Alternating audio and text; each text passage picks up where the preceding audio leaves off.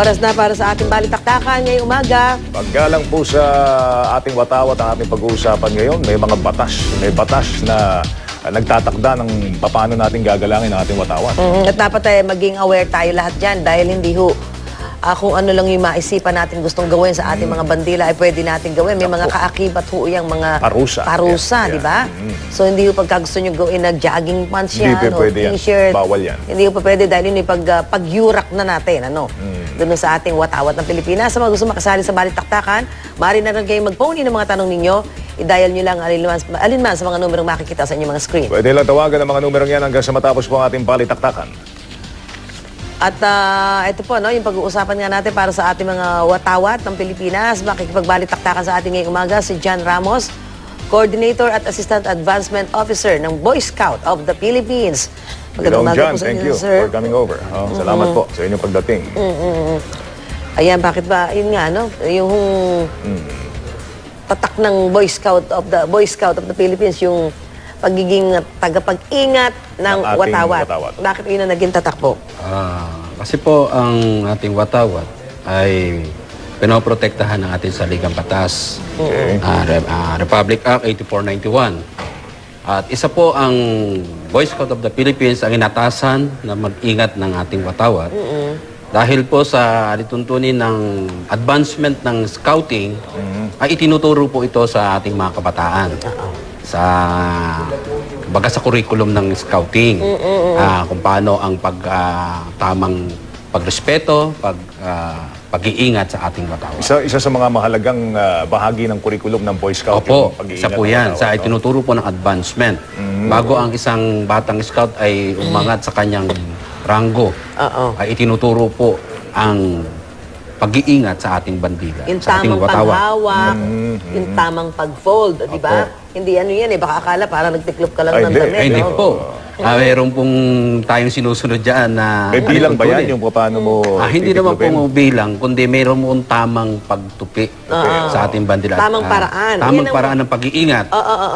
Hindi yung porque ang ating watawat luma at kupas, pwede na nating itapon. Mali po yan, bawal po yan. Speaking of mga watawat, di ba? Kaya parang inuobliga din yung mga tanggapan ng pamahalaan, mga eskwelahan, kapag yung bandila, yung watawat ninyo ay kupas na.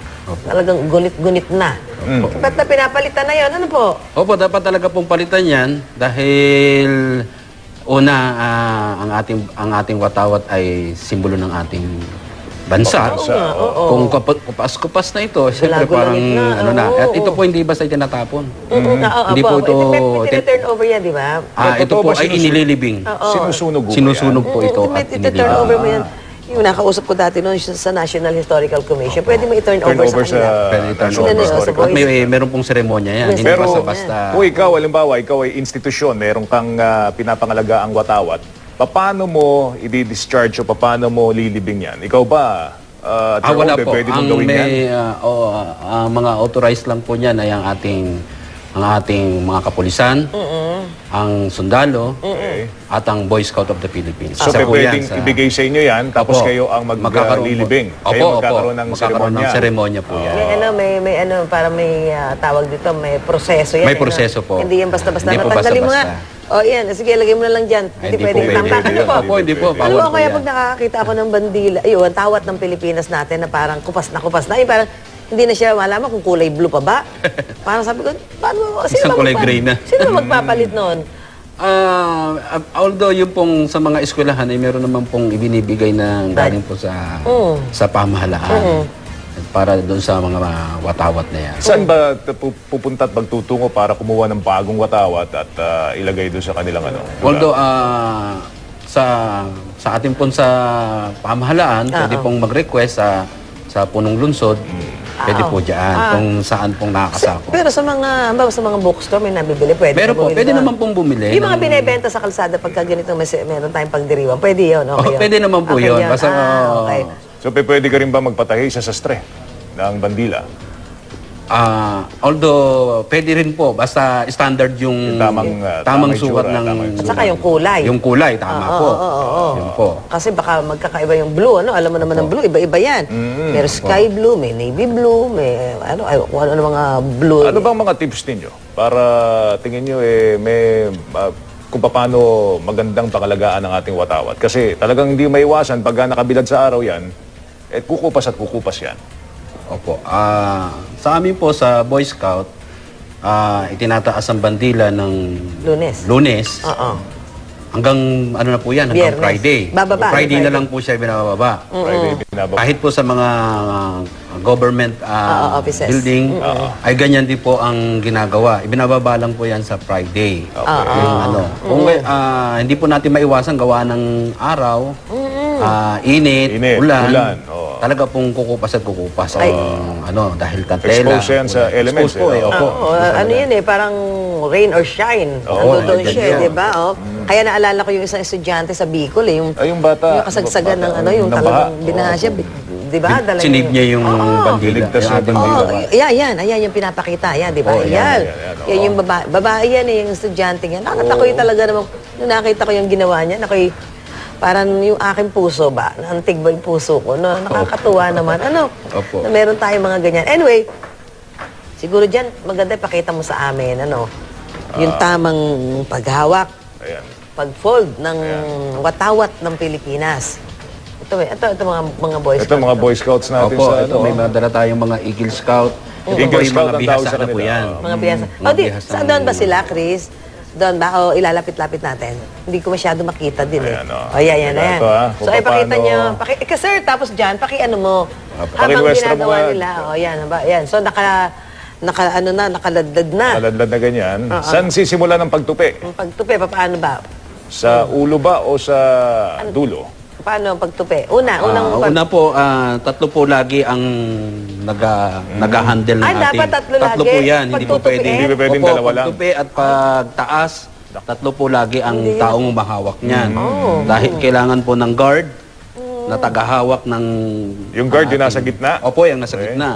Siya po ang mag-aalalay dahil Sa gitna. mahigpit pong ipinagbabawal na anumang parte ng ating bandila o ang ating watawat Hindi dapat nasasayad sa lupa. Hindi dapat. Ingatan po, mahigpit na ipinagbabawal Hindi po dapat yan. sasayad sa Opo, lupa. hindi po dapat sasayad. Okay. Kung kaya meron pong nag-a-assist, nag-aalalay, nagbabantay sa bandila. Ito po Ba, napakalaga pala ng role mo dyan. Opo. Sa gitna, ha? Sa gitna, Huwag mo pasasayahin ganyan yan, po. ha? Display.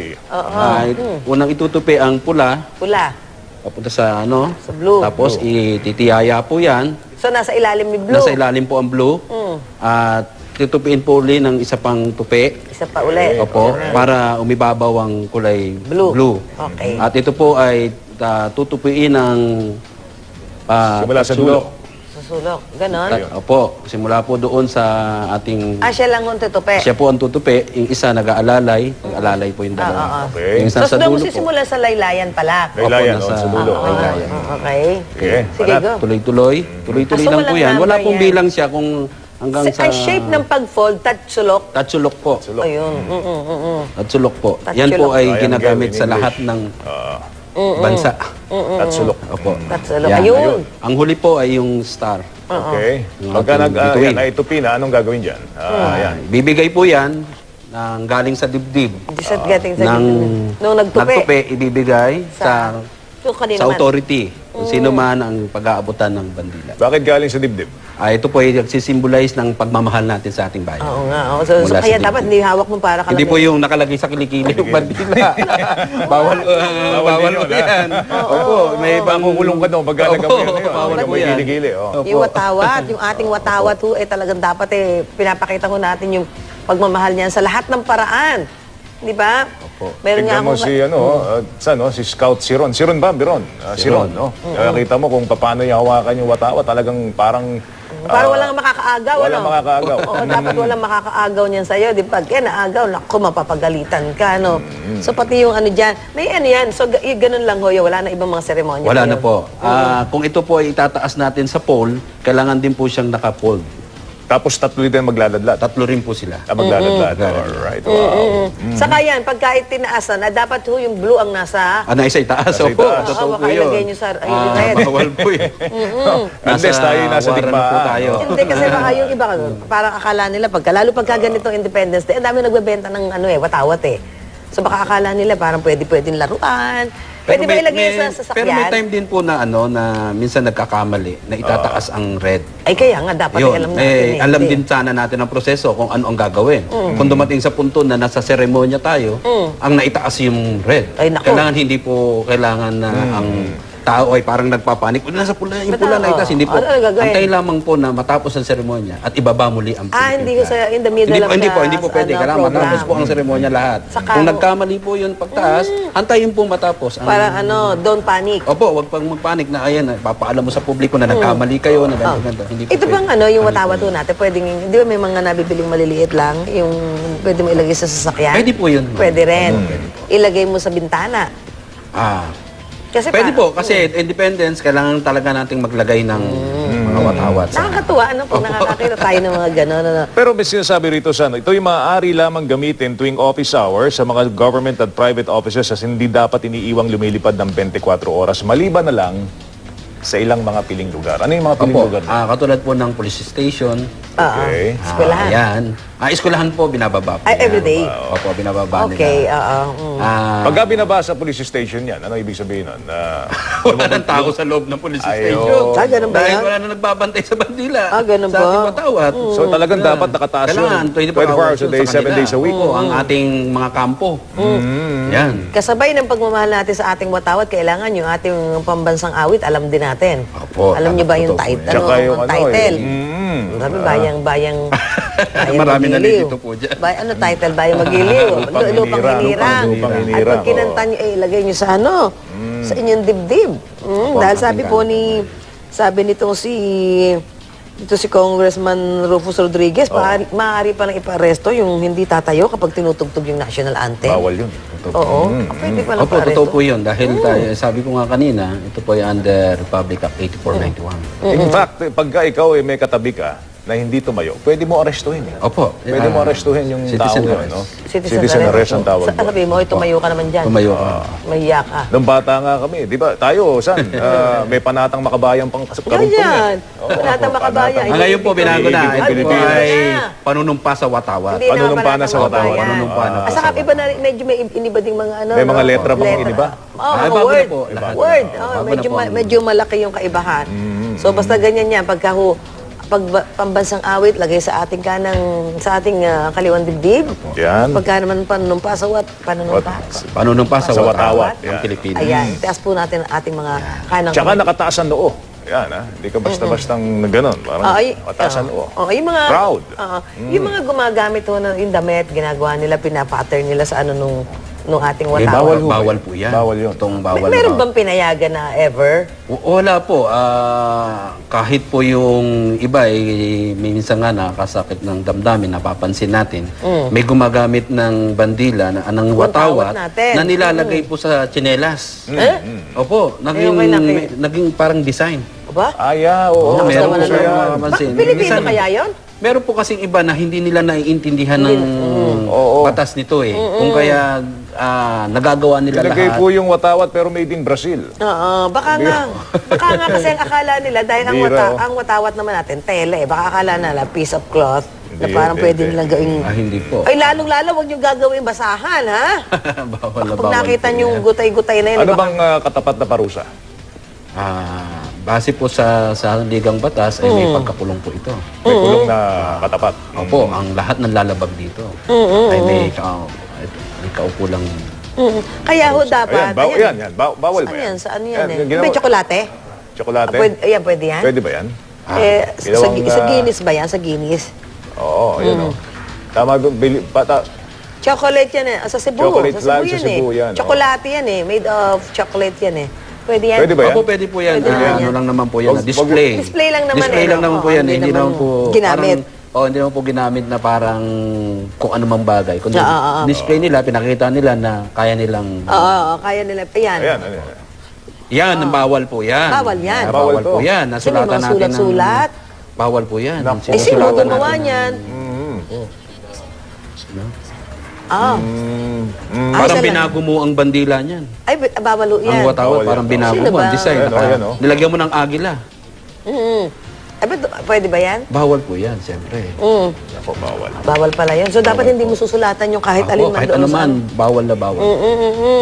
Pati yung yung kung ano nilalagay mo, ng mga... Kung sa mapapansin po ninyo sa libingan, mayroong nakapatong na watawat sa isang namatay. Nagsisimbol ito na ito'y bayani, yung namatay na to. Wala pong pwedeng ilagay sa ibabaw nun, maliban sa cross. Cross lang. Dahil Yun ang siya ang pwede. mataas maliban sa ating bayan. Pero minsan may nakikita pa rin ako mga t-shirt na parang yung isusunod mo sa kulay ng watawat. Pwede ba yan? Kung Susunod mo yung kulay? lang, okay lang po. kung kulay Wag lang po lang. lalagyan ng stars, ng... Madalas ko nakikita yung red, Kung kulay lang, red, blue, and white. pwede lang po yun. Pwede pwede. naman po Yung yun. kulay. O, yung kulay. Yung Wag para lang lang po na malinaw. para talagang watawa talaga siya na sinusuot mo. Yung parang, alam ba, kasi ba't gagagang t-shirt, gano'n, no? Kasi Pwedeng- katulad ng Italy, parang red, white, and ano lang yan. Parang ganyan. Ay naman, para Sa lang ibang mo. bansa, may ganyan din eh. Hindi naman masabing Philippines lang gumagamit ng ganyang kulay. Ewan ko baka iba hindi alam ko ano simbolo nung sun rays, no. Tsaka yung sun, tsaka yung tatlong bituin, no. Yung tatlong bituin, Luzon, Visayas, Mindanao, tapos yung 8 rays, Walong sina, walong probinsya. Walong probinsyang nakipaglaban. Para makamit natin makamit ang ang kasarinlan kalayaan. ng bayang Pilipinas. Naku, Happy Independence Day po sa ating mga kababayan. Ngayon po, 115th Independence natin. Ayan, kasarinlan natin. Ayan, maraming salamat po Ginong sa Jan, Jan thank you, Ramos salamat. ng Boy Scouts of the Philippines para sa pakikipagkape. Gusto niyo na yung kape niyo, sir. At balik tayo sa amin ngayong umaga. Ito